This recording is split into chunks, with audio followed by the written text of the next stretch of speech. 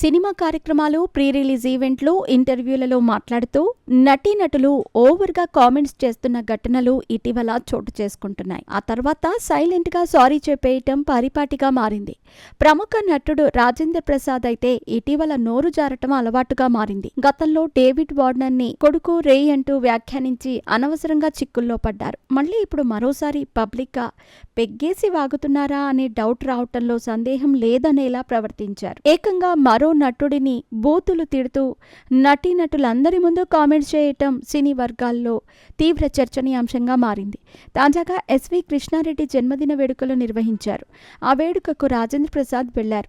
ఆయన మైక్ అందుకుంటూనే దురుసుగా మాట్లాడాడు. అంతేకాకుండా నటుడు ఆలీని అందరి ముందే తిట్టేశారు. ఇంకా ఏమన్నారంటే, మీరంతా వస్తున్నారని నాకు చెప్పలేదు, రాకుంటే మిస్ అయ్యేవాడిని. ఏరా అచ్చెన్న, మనిద్దరం బయటకు వెళ్ళాక నీ సంగతి చెప్తా. ఇది మా ఇద్దరికీ అలవాటే. ఆలీగాడు ఎక్కడున్నాడు అంటూ ఇలా మనకు ఇదంతా కామన్ అంటూ తెగ వ్యాఖ్యానించారు. అంతేకాకుండా నేను నిన్న ఎన్టీఆర్ అవార్డు తీసుకోవటానికి వెళ్ళాను అని చెబుతూ ఎవరూ చప్పట్లు కొట్టకపోవటంతో, ఏంటి మీరు చప్పట్లు కొట్టరా? ఎన్టీఆర్ అవార్డు తీసుకోవడానికి వెళ్తే కొట్టరా? బ్రెయిన్ పోయిందా మీ అందరికీ అంటూ ఘాటుగా కామెంట్స్ చేశారు.